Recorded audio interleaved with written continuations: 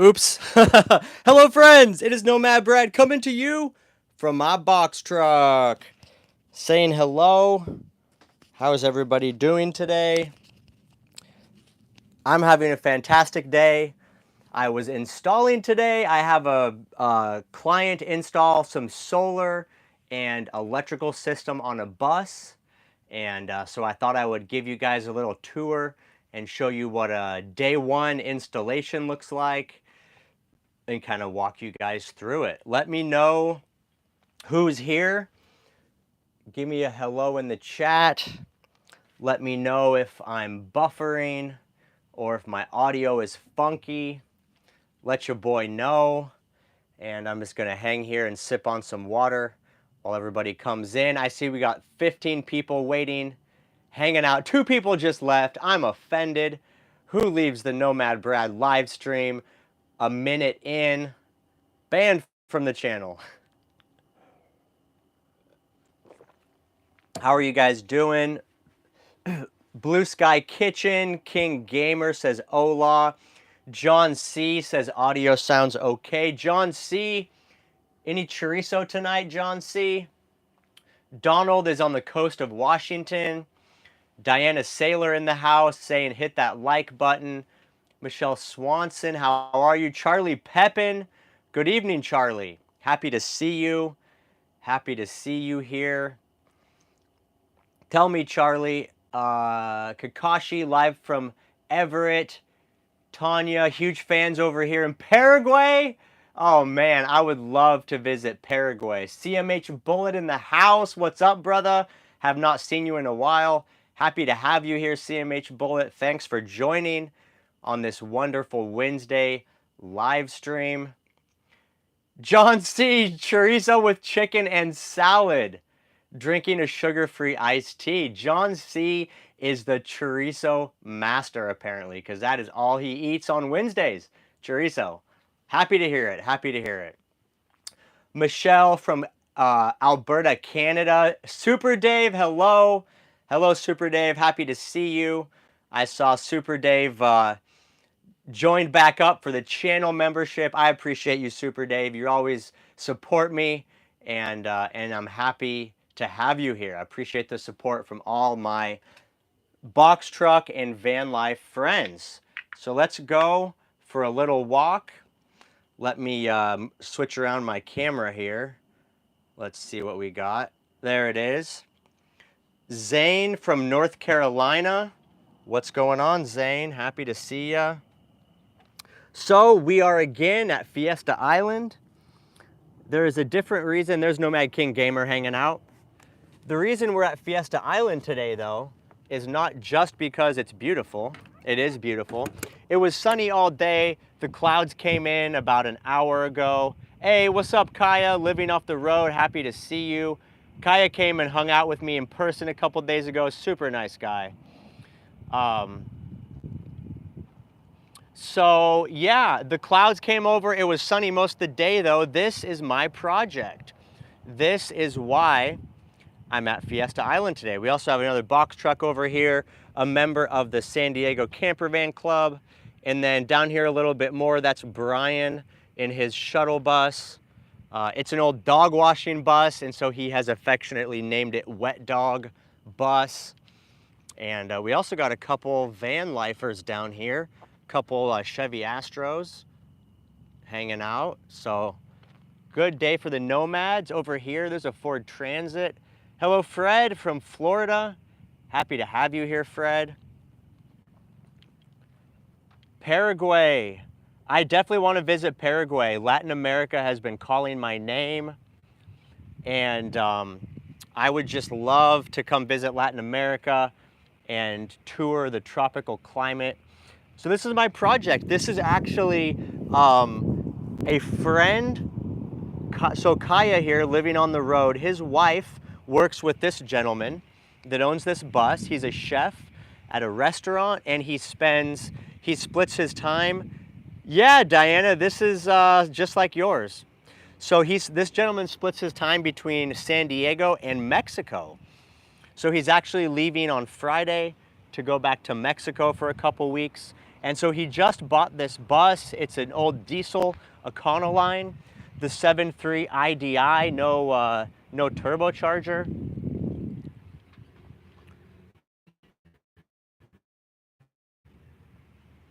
Pretty cool looking little rig. Yeah, so he has this bus. He's going to be staying in it down in Mexico. And then when he comes to San Diego, he said he just works all the time.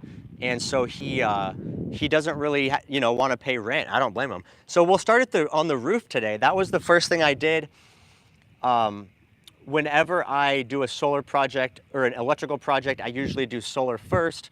So we're going to climb up the ladder here, and old Nomad Brad will show you guys what's going on. So here's a shot of the roof.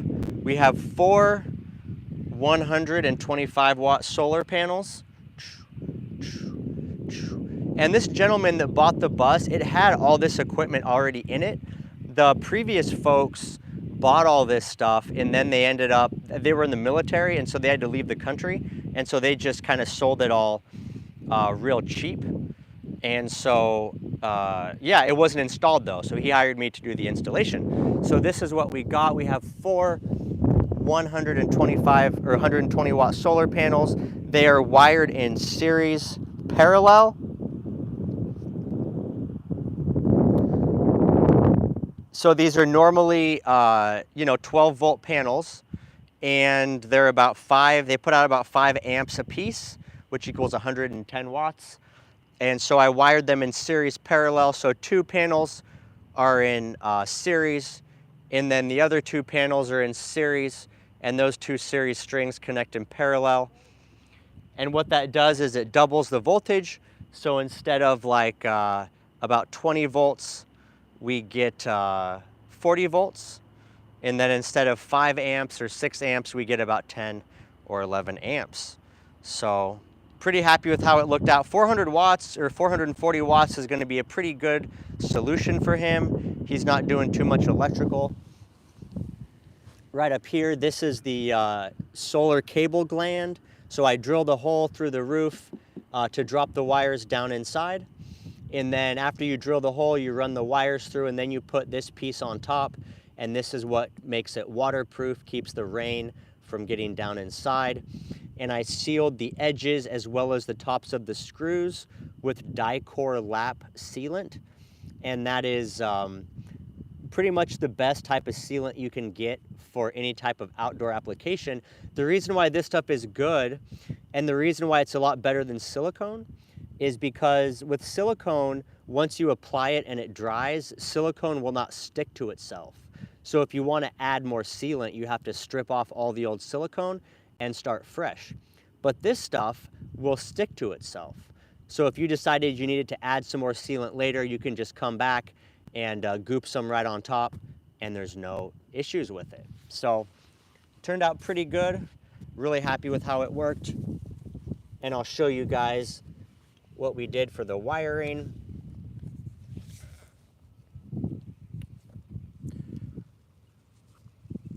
So I went ahead and tucked all the wires up underneath, ran them all the way down, and I used these little double stick zip tie adhesive bases. And so those pieces stick up to the underside of the solar panel, and then the zip ties attach to the base. And so it gives you a really strong connection. Oop. Hold on, my gimbal just died.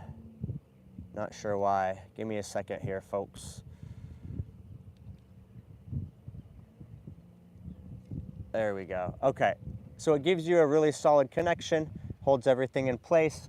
And then down here at the end, this is the combiner for my MC4 connectors on the panels.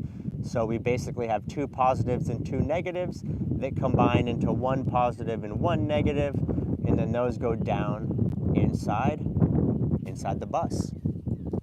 So that's what we did on the roof today. Super happy with how it turned out. The solar is complete. Now we got to move on to the inside electrical. Now he's running a pretty conservative system, and so all he's got going on right now in the battery compartment is he's got two AGM batteries. And so he didn't have cables. I got to get some cables tomorrow to hook the two batteries together. So right now he's just getting one.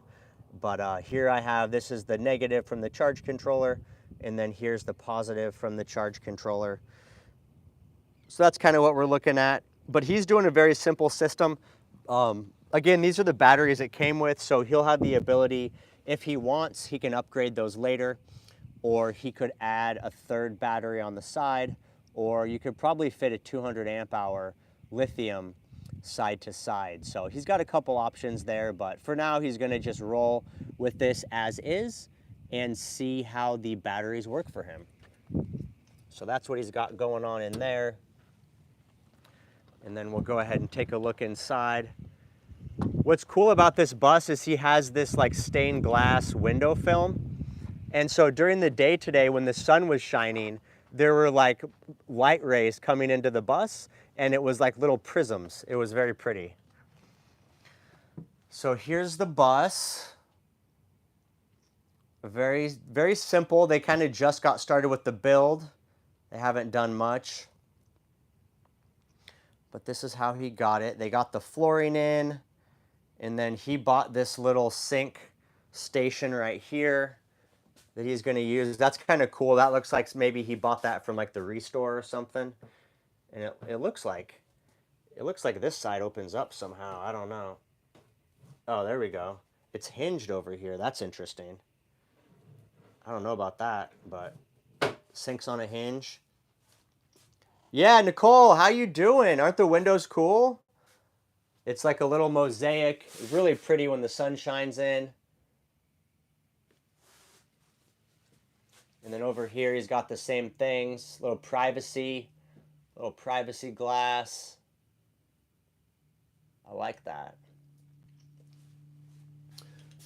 And so, let's see. I'll hop on the bed and show you guys the rest of the electrical, how I did it. When I'm installing stuff, yeah, hang some crystals. You're right, Nicole. When I'm installing stuff, I always try to use existing holes if I can. And so inside this rear compartment here, right on top, on the back side of this cabinet, is where I drilled the hole for that waterproof gland that I mounted on top. So the wires come down into this rear cabinet. I don't know if I'm not going to be able to put my thing in there, but they come down into the cabinet and they go over. And then he had this existing hole in the back of his this overhead bulkhead, and so I just ran the solar wires right down. I put a little grommet in there. It's important when you're doing solar or running any type of electrical through metal, you always want to have a grommet so that there's no chance that the wires are going to rub against metal, because it could cut the insulation and then short out the system. So we got a grommet, solar wires coming down. And I'm going to come back tomorrow and put some wire loom over these wires. It's just like a black little sheath that just kind of cleans them up and makes them look nice. And then ultimately, I'll probably secure it over against the wall. So that's what we're going on for the solar. And then it comes down here, and the solar runs all the way down. And they have this charge controller that's pretty old. It's in pretty rough shape, but it works. So I went ahead and installed it for him. It's kind of a no-name MPPT solar controller. But you can see, even right now, we're getting some sun coming in. You got the solar panel logo, and then the arrows here are, yeah, at least it's MPPT. The solar is charging. And you know what's cool about this unit is it accepts up to 75 volts coming in, and it's a 40 amp controller, so it works perfect for his 440 watts of solar. So when I ran his system in series parallel, he's basically getting about 40 volts coming in, and then I think about 10 amps. So here it is right here, 44.6 volts. That's what's coming in from the panels wired in series parallel. And We're only getting 0.6 amps, but that's because the battery is already charged. So once the battery is fully topped off, then you really aren't going to get a lot of amps. And then here, right here, it shows us 100% battery charge, 13.8 volts.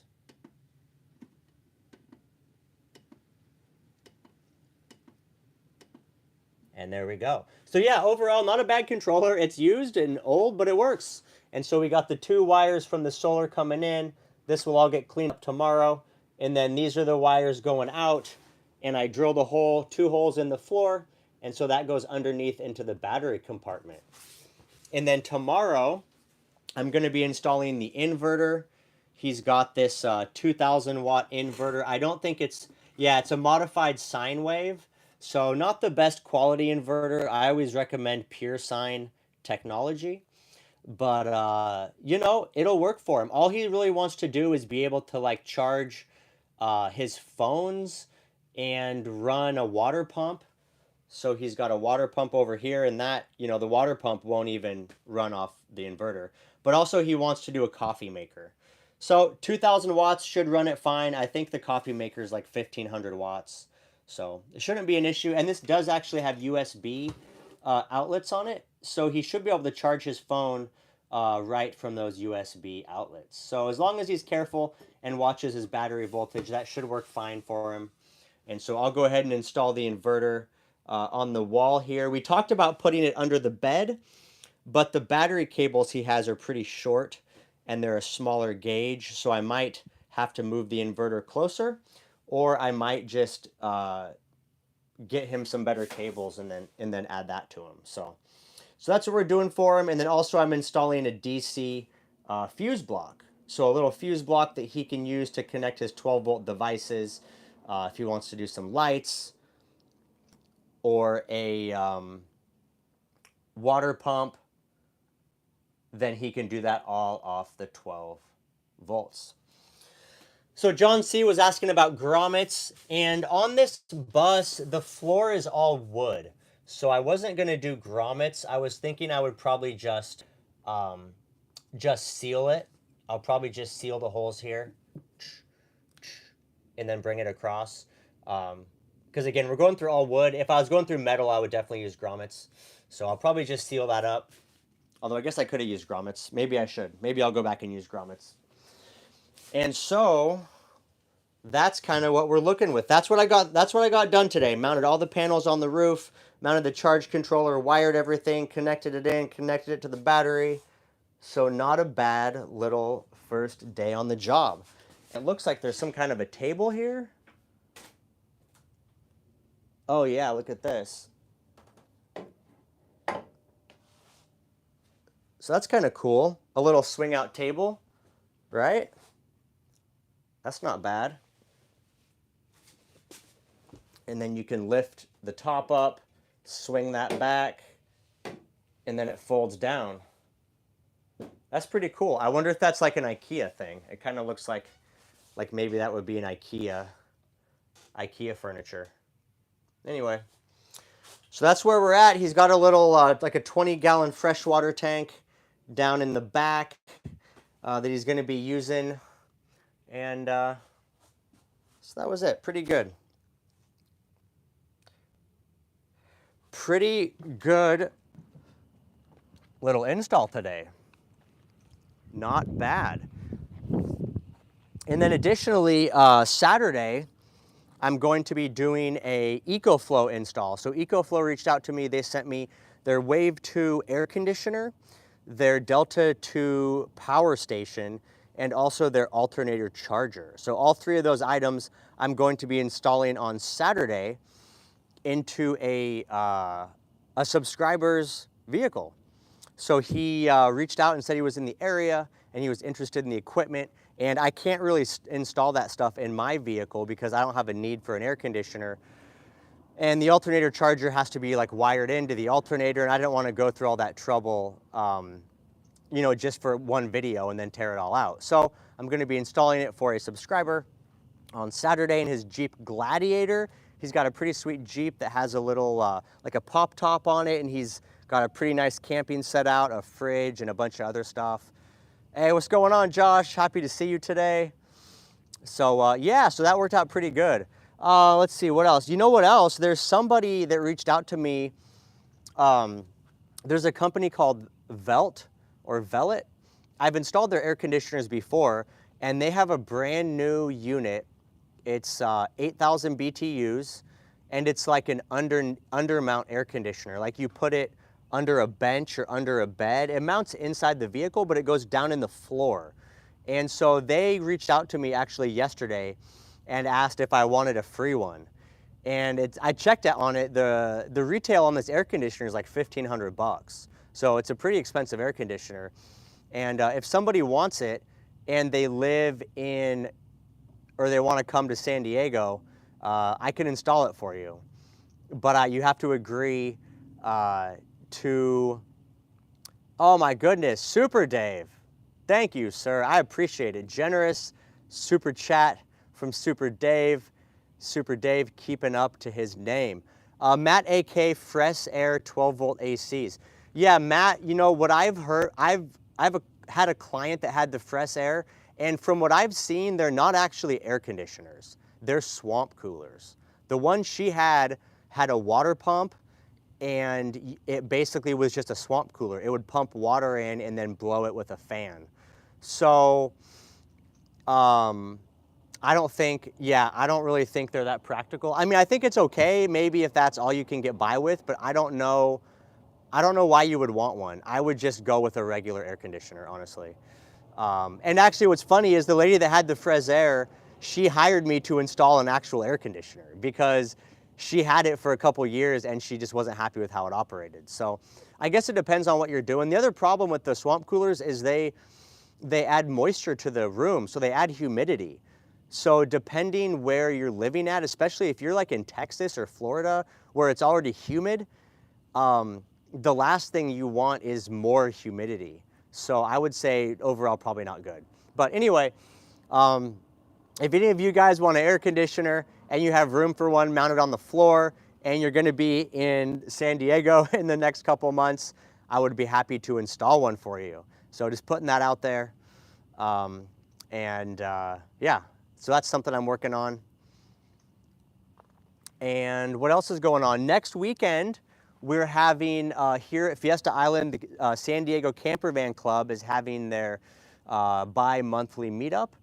And so the Wander Box is going to be coming, and they will be showing their movie. So they're actually pretty good filmmakers.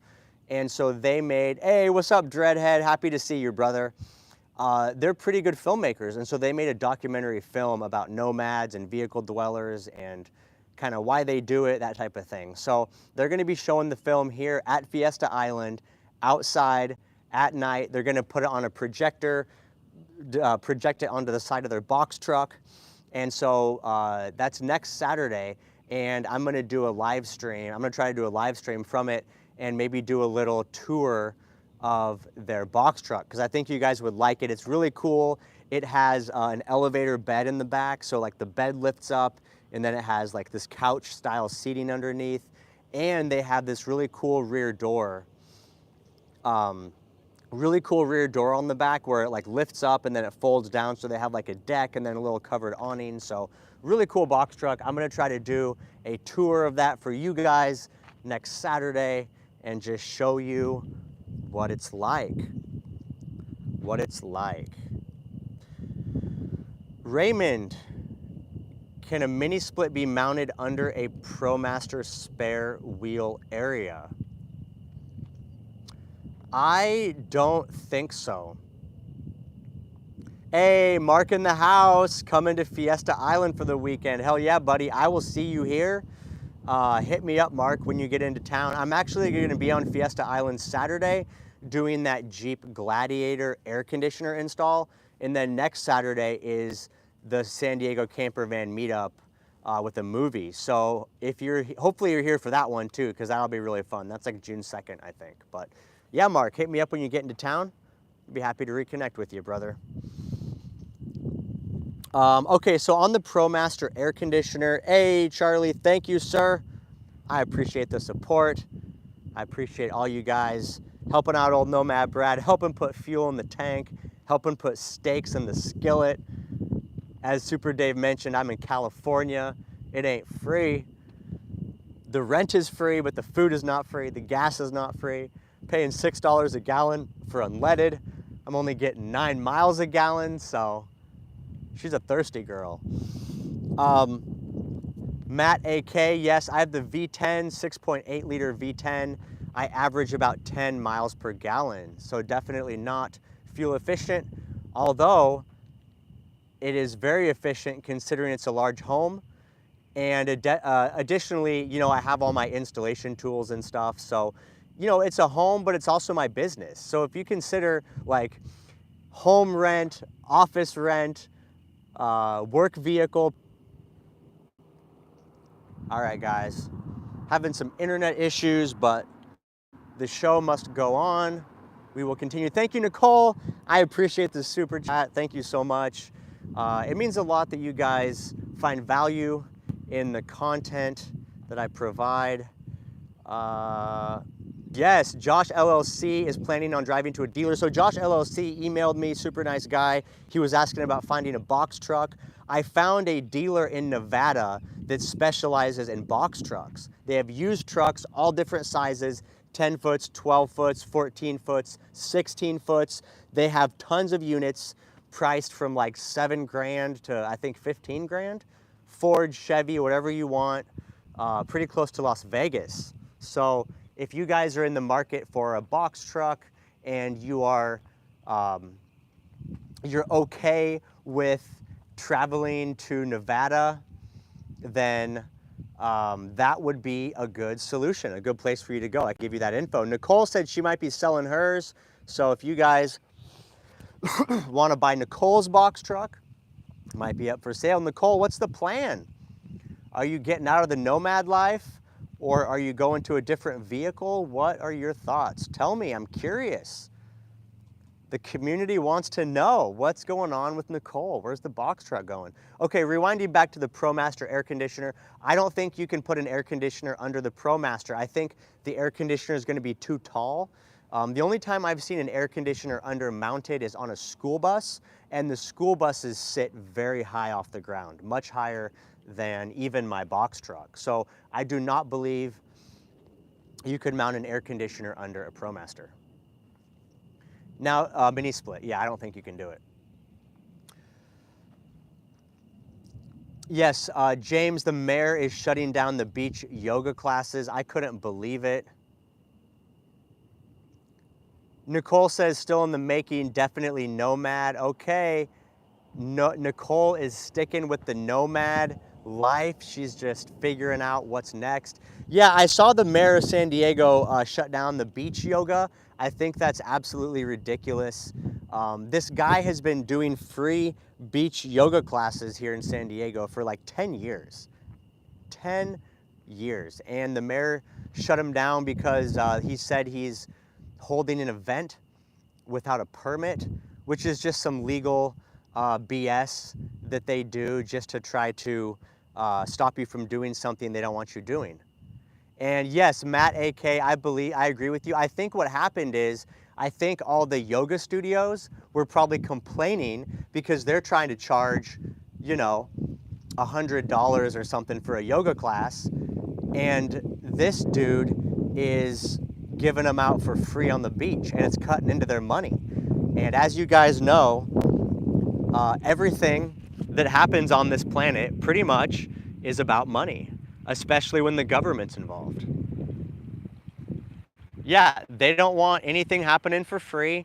And you know, they want the tax money, right? Like they want that guy charging money, and they want him paying for a business license and paying all the fees and insurance, and they don't like freedom.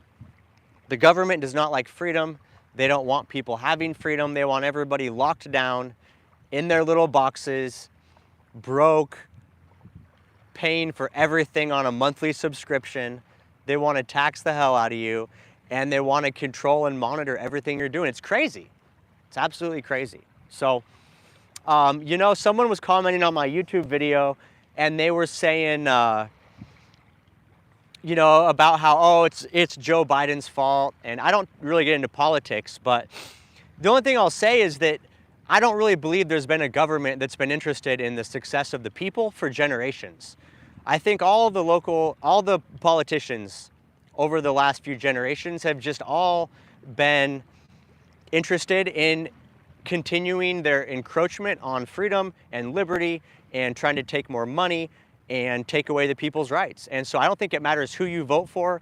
I remember when Obama charged me $500 a year for not having insurance. There was actually a penalty for not having health insurance. You had to pay $500.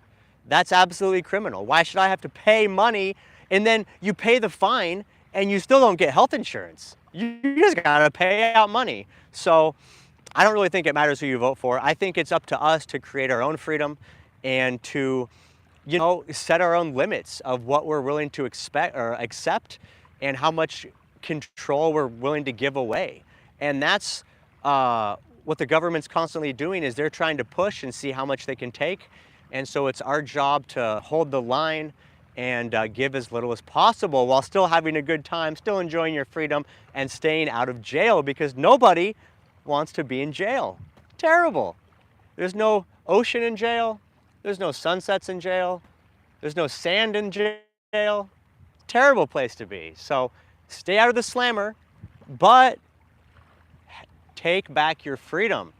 And that's what we're doing by being nomads, living in box trucks, living in shuttle buses. We are taking back our freedom. The government says we're going to print money, inflate it, print it into oblivion. You will own nothing and be happy, is what they tell us. I say I will own my home on wheels and I will be very happy. I will be very happy. I'm very happy in my home on wheels. And I wanted to, you know what's interesting?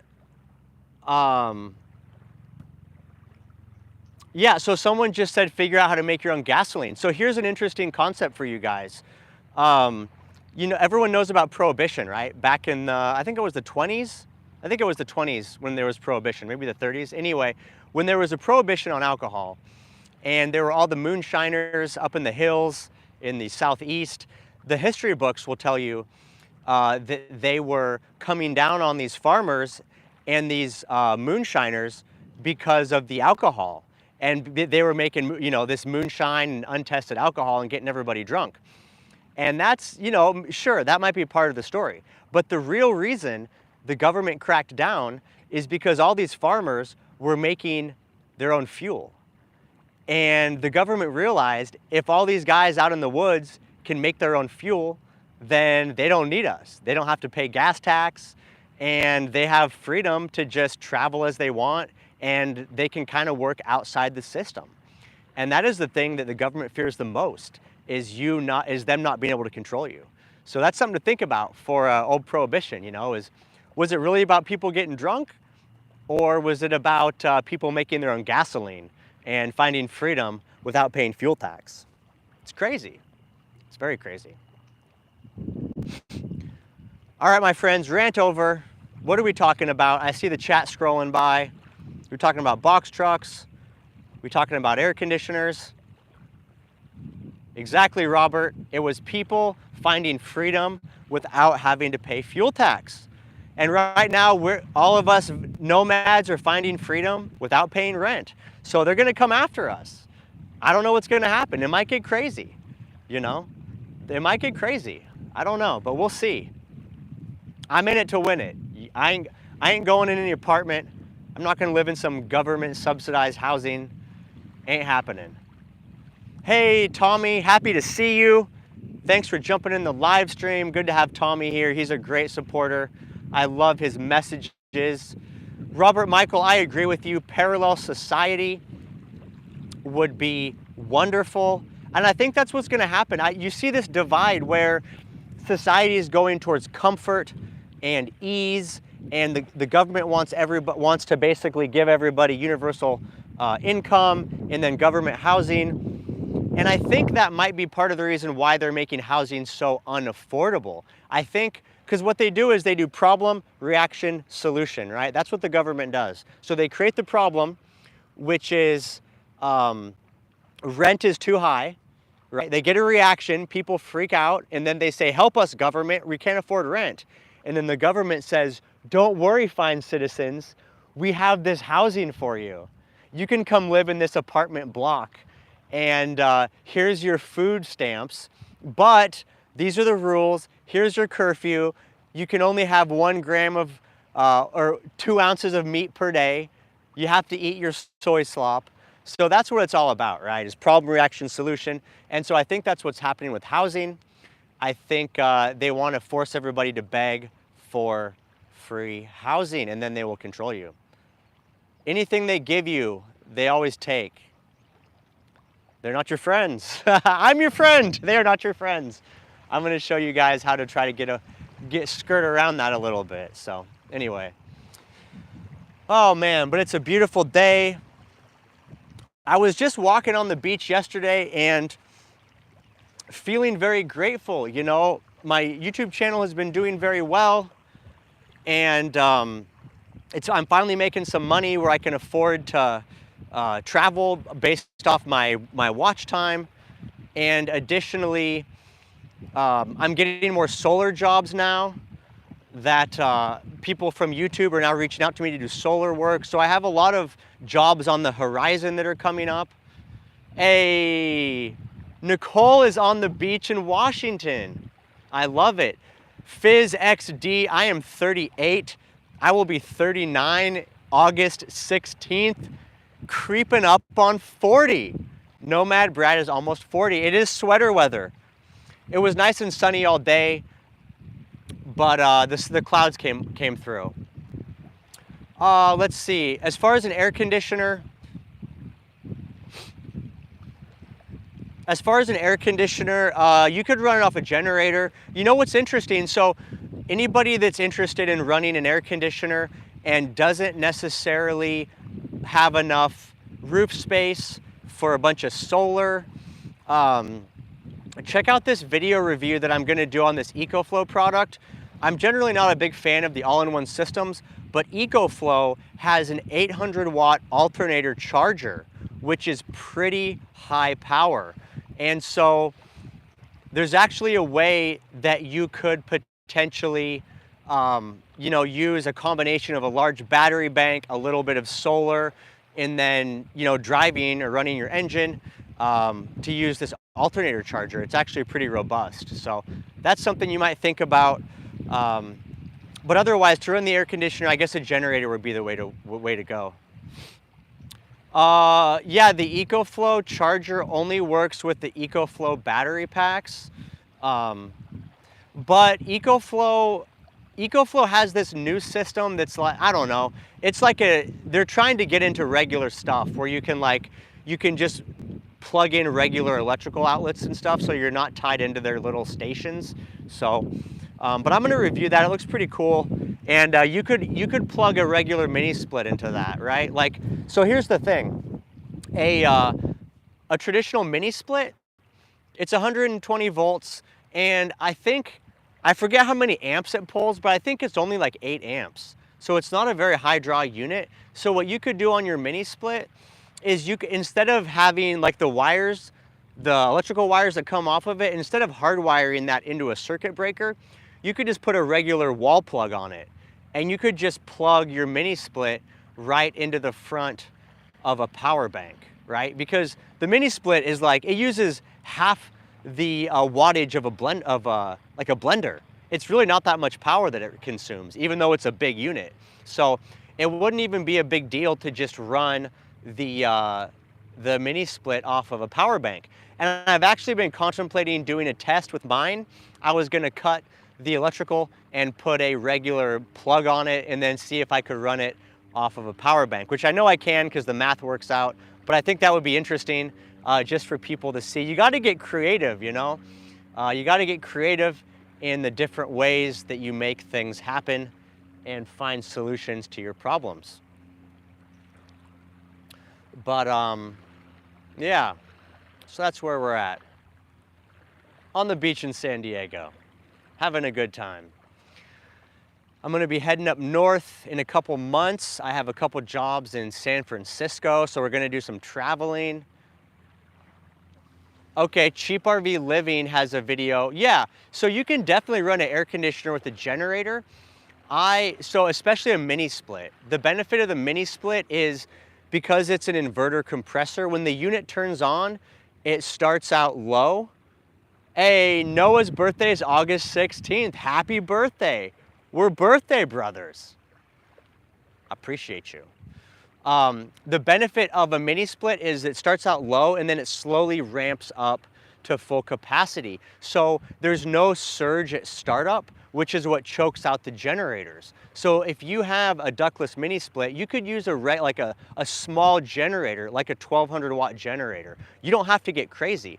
But if you use a regular window air conditioner, those have regular compressors and they pull a lot of amps at startup. So that's where you would need like a 2000 plus watt generator. So actually the cheaper air conditioner makes you buy a bigger generator. So I definitely think no matter what you're doing, a mini split is gonna be your best option. And then from there, it's just how are you gonna power it? So you could definitely use a generator though, I totally agree. Do you charge by the hour or by the job? Donald, I charge by the job. I charge by the job. I look at a job, I estimate how many hours it's gonna take me, and then I charge a flat rate. And the reason I do that is because, hey, Robert, thank you for the super chat. I appreciate you. Here's a gallon of the government juice. Hey, brother, every dollar helps. I appreciate you. So the reason I charge by the job is for two things. First of all, I like to give people an upfront price and let them know exactly what the job's gonna cost before I get started. So that way they can budget for it, there's no questions, and it doesn't put me in a weird space if a job takes me longer and then all of a sudden it's an extra couple $100. So I do it for that reason. And then additionally, the reason I don't charge by the hour is because I like to just take as much time as I need to do the job properly. And what that means is sometimes a job, it goes really easy and I can just whip through it fast. But if I just charge hourly and I do it really fast, then I'm not getting paid fairly, right? And then on the other hand, if a job takes a little longer and there's some challenges, or if I have to redo something, if I make a mistake or I need to rerun a wire, I don't feel like the client should have to pay for that. And so for that reason, I don't do hourly. I just do job-based estimates, and it's worked out really well. Everyone's been super happy with it. And I learned that when I ran my heating and air conditioning company. Everything was a flat rate, upfront price, and I think clients really appreciate it. Donald is gonna look me up when he gets a box truck. I appreciate that, Donald. I would love to help you out. I gotta say, I've been getting a lot of people reaching out to me for jobs through the YouTube channel, and I appreciate you guys. It's really nice to work with subscribers. Everyone's really friendly and positive and just like happy to connect, and I really like it. It's a lot better experience than you know, where someone's calling you up for a job and you're just a stranger and they don't know you and they don't trust you. And so it's definitely nice. The most amount of solar you've seen on a rig? Matt AK, good question. So this year at Van Aid, which I did out at American Girl Mine, California, back in, I think it was January, maybe February, American Girl Mine. Paul Barger, the bread trucker, was out there. He just bought a skoolie, I think maybe like a 32 or a 35 foot skoolie, and he had a full deck, edge to edge, that he built with Unistrut, and he filled it with 550 watt solar panels. Maybe, well, more than 550 because his total solar was 3,200 watts.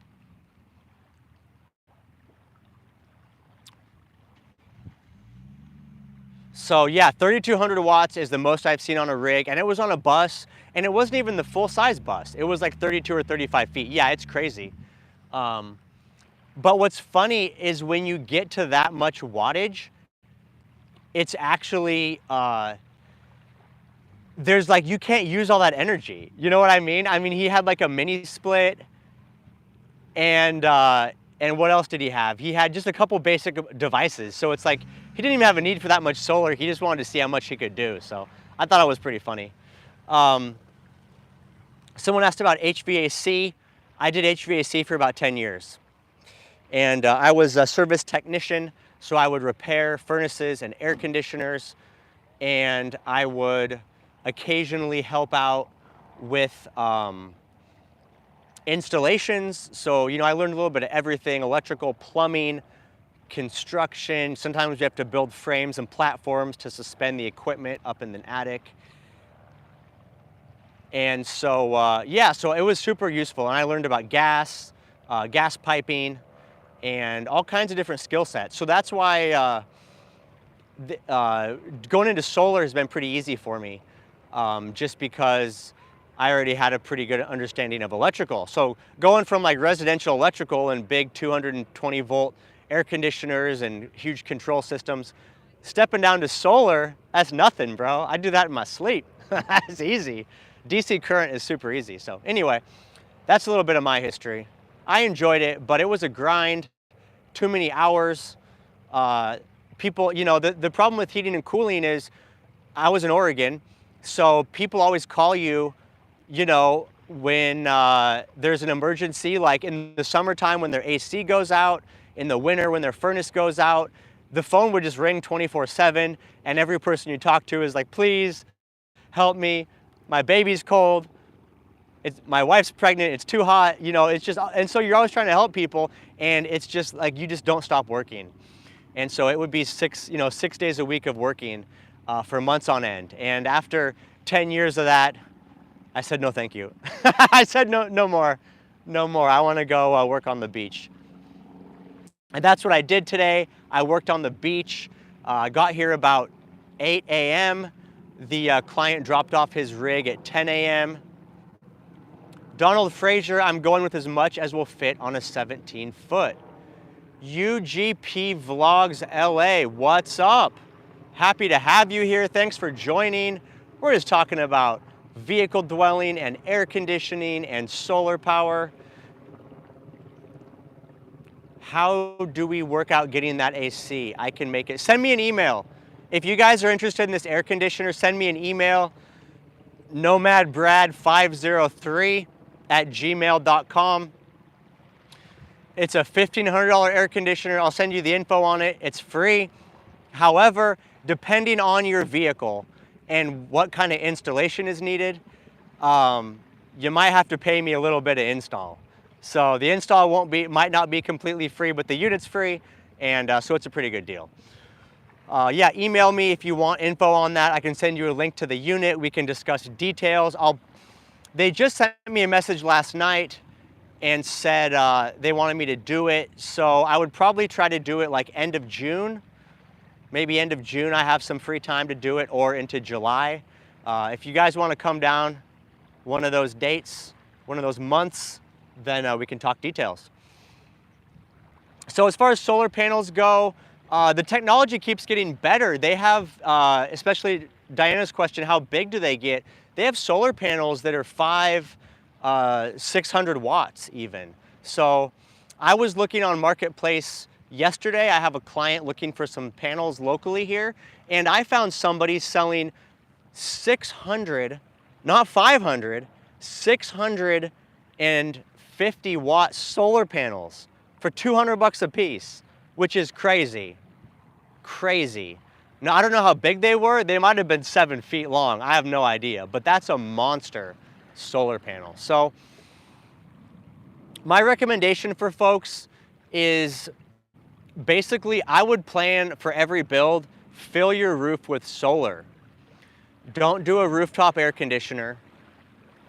Don't, if you can, avoid a max fan just because it takes up space. I would fill the roof with solar, unless you're not trying to do air conditioning. If you're gonna do a simple build like a fridge and a laptop and a blender, then you're probably fine. But if you wanna do AC, then I would skip the max fan. They have some side mounting fan options that you can get. Like they have some circular fans that you can cut into the side. And I've even seen people that mount max air fans just on the side of the vehicle. So you could put a max fair on the back wall. But if you want to maximize your solar on the roof, then I would say fill that bad boy up. That's what I did. I have no regrets not installing a max fan. And what I've done is, you know, I have one window on each side of my box truck, and when you open each window, you get a really good cross draft. I mean, you don't need a max fan. The amount of airflow you get just from having those two windows open is incredible. So if you guys just put in a couple good windows with screens and can get a nice cross draft, you could also put in a little side mount fan, or you could do like I have that range hood, that big stainless kitchen exhaust hood, and so I can run that as well if I want to try to move some air. So there's lots of solutions for you guys, but in my mind, solar is priority. We want the free energy from the sun. Why not? Why not? Why not get all the free energy you can? Who knows? Maybe one day all of us vehicle dwellers will create our own energy grid. We'll just be out parked in a huge circle with all of our solar panels facing the sun, and we'll just have outlets lined out for all the people. When the grid fails, when the government starts charging $4 per kilowatt hour, they can come to the Nomad Circle and get powered up for free. Wouldn't that be amazing if the people had to turn to the nomads because they don't have their own power? They're not self-sufficient, but we are. I'll tell you what, it's a pretty good feeling. Solar expeditions. Yeah, man, email me solar expeditions. I'd be happy to talk with you. nomadbrad503@gmail.com. Yeah, outdoors dreadhead. You could definitely do a fan underneath the solar panels. They have a mushroom fan that's only like 3 inches tall. So you might need to raise your solar panels a little bit more, but there's nothing wrong with that. Just get you better airflow, keep the panels cooler. So that's definitely an option, is you can think about boosting up the panels and doing a different style roof fan. That's totally doable. I like it. I like it. Nomad Brad is contemplating, here we go, Matt AK, 600 watt panel, 96 by 44. That's really not too crazy. Yeah, that's not too crazy. I mean, the roof of my van is like a little over 7.5 feet wide. So I could fit one of those. I could probably fit one of those sideways on the roof. By 48, what was that, 38, 48? 1, 4, 8. I could probably fit 3 of those. That'd be 1,800 watts. Renting a Polster EV through Lyft. Hybrid caught fire. Yeah. What's an efficient 48 volt DC split air conditioner around 1 ton? Yeah, the Wave 2, the EcoFlow Wave 2 is super efficient. My concern is, depending what size vehicle you have, that Wave 2, I don't think it's gonna provide enough cooling. I don't know what vehicle you're talking about, but I have the Wave 2, I'm testing it right now, and that would be my concern. I don't know that it will actually, because like if you look at the specifications on the Wave 2, they say it'll cool down like 100 square feet or something, but or a couple hundred square feet, but that's for a house. So when they give you those, they are using house insulation values, which are much better than van insulation values. And like if you look in the instruction manual for the Wave 2, they show it being mounted or being installed in a house with the vent pipes going out a traditional residential window. So when they give you those values for cooling capacity, that's for a house, not a vehicle. So that would be my only concern, but it is very efficient. You could try it out. Maybe it'll work for you. If you have a van, it'd probably be fine. A smaller van or a cargo van, probably no problem. Box truck, I don't think I would trust it.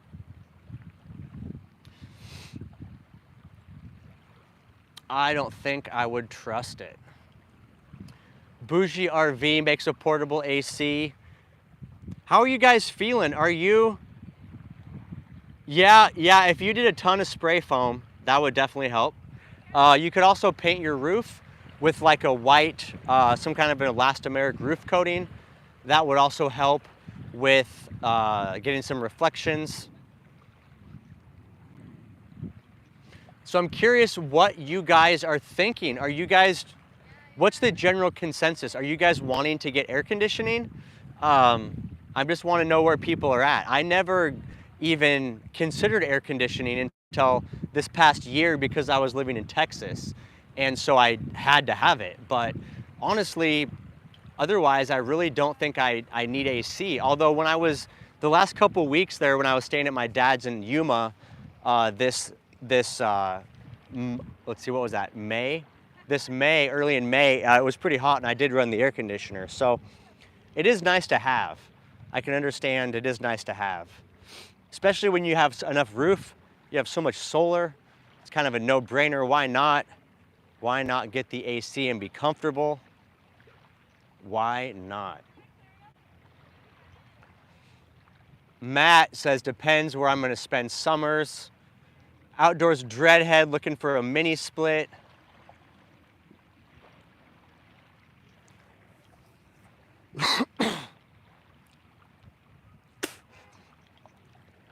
Diana asks about my battery storage. The only thing in my vehicle that draws a lot of power is the air conditioner. If I'm not using that, like if I'm just using electrical for my induction cooktop and my Instant Pot and my blender and my laptop and my phones and all my other devices, I can go for, and my refrigerator, I can go for days without sun. And keep in mind, unless it's totally cloudy, like even on an overcast day like how it is right now, you're still gonna get some sun. It's just not gonna be a lot of sun. And so since I have 1,200 watts of solar, even if I'm only getting a little sun, it's spread out over 1,200 watts, so it's still enough to keep me charged up. And so yeah, the answer is I can pretty much go forever unless it's totally like heavy clouds. Like when I was in at Skoolie Palooza this winter, we had a rainstorm that came through, super heavy clouds, and my battery was, after a couple days, my battery was hurting a little bit.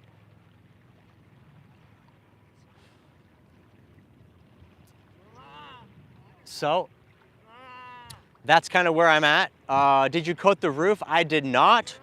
I should have, Donald. I should have coated the roof. I chose not to. I did this build in a hurry in Texas. I was at my friend's farm. It was getting hot, and I was just trying to get done with it. However, so I would have coated it if I had more time. However, what's interesting is because I have so many panels on my roof, my actual roof doesn't get much sun exposure. Most of the sun Outdoors Dreadhead, whoop, stepped in a pothole. Outdoors Dreadhead mini split is my #1 choice. Even if you don't want the heating function, it's so efficient, so quiet. People don't talk about how quiet it is. And if you've ever stood in an RV with the rooftop air conditioner running, it's absolutely ridiculous how loud it is. You can't watch TV. You can't have a conversation. RV air conditioners are very, very noisy, and that's the same with the window air conditioners. They're very noisy. They're not enjoyable when you're living in a vehicle and then you're trying to do stuff and you have that AC just kind of blaring. It's gonna give you guys a shot of the roof so you can see my setup. I have 4 320 watt panels. I left an opening in the middle. I was gonna put a 5th solar panel in there, but it did not work out. And so what I'm gonna do now is make this into a little deck. It's about 5 feet long and it's about 3.5 feet wide. So I'm gonna put a little deck in there, and that way I can crawl up on the roof and watch the sunset. And so I think that's gonna be a pretty nice option. Now somebody asked about EcoFlow. I'm gonna be reviewing all that EcoFlow equipment in a couple weeks. They sent me the Delta 2 power station, they sent me the Wave 2 air conditioner, and they also sent me the alternator charging kit. So I'm gonna make a video for you guys, and I'm gonna show you how it all works. and you guys can decide for yourself. And I gotta be honest, after doing some kind of research into this new EcoFlow stuff, I'm feeling pretty good about it, you know? I like what they're doing, and I think, you know, I think it's finally getting to the point where some of this power station technology and some of these companies are actually putting out equipment that people might benefit from. So here's the box truck. It's a little bit messy because I have all this stuff in here, but here's the EcoFlow Wave 2 battery generator they sent me. And then here is the Wave 2 air conditioner that they sent me. Look at all these packages, guys. It's like Christmas up in here. And here is the alternator charger that they sent me. Now, like I said, I've been kind of looking into this equipment. And one thing I really like about this alternator charger from EcoFlow is that it works both ways. So you can send, it's up to 800 watts. So this is the equivalent of having 800 watts of solar on your roof. And you can send power from your alternator to your power bank. Or you can also send energy backwards from your power bank to your alternator. So if you have a dead starting battery, you can actually recharge it with the EcoFlow alternator charger, which is pretty cool. And you can also hook the alternator portion up to different batteries. So I'll show you guys what I'm talking about in the review video, but basically you could charge all kinds of different batteries with this unit. So it's kind of cool. Do I ever worry about electrical fire? No, I don't worry about it. I'm not worried. There's a lot of things that could potentially happen to anybody at any given time, and I don't worry. Okay, somebody asked about the bus electrical. So I realized I covered the bus electrical early in the video. I'm just gonna do a brief run through for the latecomers, and then I'm gonna hop off because it's been about an hour, but I do wanna cover the bus really quick. So this is a Shorty school bus, Ford Econoline diesel, 7.3 IDI. This is the non-turbocharged version. I'll take you guys up the roof. The person who bought this bus, it came with all this electrical already. They knew nothing about it. The previous owner purchased it.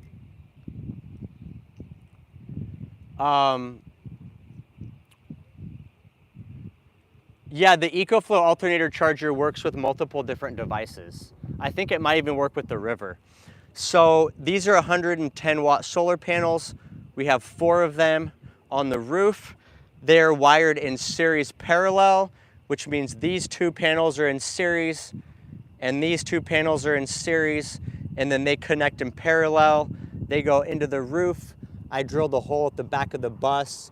I sealed it with this rooftop cable gland. These panels, these are like 17 volt panels, about 6 amps a piece. And so the way they're wired up, they currently in series parallel, they're getting about 44 volts and about, I think about 10 amps. So that's kind of the configuration. I got all the wiring tucked up. Thank you, Donald, I appreciate you. I always try to do a really clean job. All the wiring is tucked up underneath the panels. And I have mounting bases for my wiring that secures it to the bottom of the solar panel. So it's protected, it's out of the sun, it's up off the roof, and it looks pretty clean. So that's what we did up there. I'll give you guys another quick peek inside. This is the Shorty bus. They just started the build out and then they sold it, so now the new buyer is taking over. This is what they're left with. The wiring, I ran it down inside this rear kind of storage area from the top, and then you can see the wires in the back coming down. I'm gonna go ahead and add protective loom over that wire to kind of blend it in, and I'll tuck it up against the wall. That's gonna be tomorrow. This is all kind of just in process right now. Under here, we can see the wiring coming through. This is an old charge controller they have, but it does work well. It's working well. So you can see right now, even with the overcast day that we have, batteries are at 13.3 volts. We're getting 23 volts coming in from the sun. We were getting 44 earlier. And we're getting half an amp of current. That's because the battery is basically fully charged. So when your battery is fully charged, there's nowhere for the amps to go. So there it is, 13.3. Jay Will asking about the 3M tape. It works great. I always check it, you know. I'll give you guys a little sample here. But every time I'm on the roof of my van, I just give the 3M tape a little tug just to make sure it's not coming up. And it's never been a problem. Keep in mind, I installed this 3M tape like almost a year ago. And I drove from Texas all the way to New Mexico. And then I drove back to Texas. And then I drove to Arizona. And then I drove to California. And I did all that driving, and it's never been a problem. So here's what I did. If you guys watched my video, I put this aluminum railing down. Underneath this aluminum railing is the 3M VHB tape. And then I have regular solar panel Z brackets. And then I have these little they're called T-nuts, and they slide into this channel, and then they secure down. So it's a cool way to do an easy DIY solar panel roof mount system. And then this way, if you need to change panels or relocate something, it's easy to remove the panels. I didn't want to put the 3M VHB tape directly on the panels because once you stick that stuff down, it's basically there permanently. But so I'll show you guys this right here. The bottom of this is what has the tape on it. And so if I like grab the panel and try to lift it up, I mean, there's no movement at all. I know you guys can't see much on the video, but like I can put all my muscle into trying to lift this. The panel flexes a little bit, but this track is absolutely secure. So I love it. I have done this same thing for clients. I've installed this on clients' vehicles, not just my own. So I absolutely recommend it. I see no reason that this should cause any issues for anybody. I think it'll be a very good long-term solution. Yep. Yeah, the strut gives you a lot more options. I thought about using Unistrut. The reason I didn't use Unistrut is because it's a lot heavier and it's just a lot more weight up on the roof. But this aluminum C-channel, it's very lightweight, and the base of it is about a 1/2 inch, which is the perfect width for the 3M VHB tape. So I have a line of VHB tape all the way down. So this stuff is very strong, very sturdy. It's probably 25% the weight of Unistrut. And I really think for solar panel mounting, there's no reason to use Unistrut. I mean, solar panels are not heavy, and with the VHB tape, there's not much force acting against them. So I think Unistrut is a little overkill unless you're gonna be trying to store heavy objects up here. But anyway, just a little peek for you guys. The VHB tape has been working wonderfully. I definitely recommend it. I think it's good. I think it's a good solution. So, friends, that is where we're at. We're coming to the end of our live stream. It's been 69 minutes. Nomad Brad is hungry. It's dinner time. I appreciate everybody that came by tonight. Thank you for participating and asking questions. And thank you for letting me rant about the government. It's nice to talk to like-minded individuals who see what's coming. And it's good to know I'm not going to be alone. I'm not going to be all by myself living on the outskirts of town. There's going to be a bunch of you guys there with me. John C is going to be there cooking chorizo. Nicole's going to be there. Super Day is going to be there. Matt AK is going to be there. Dave LLC is going to be there. King Gamer is going to be there. I appreciate you guys. I will see you next time. This is Nomad Brad signing out. Peace.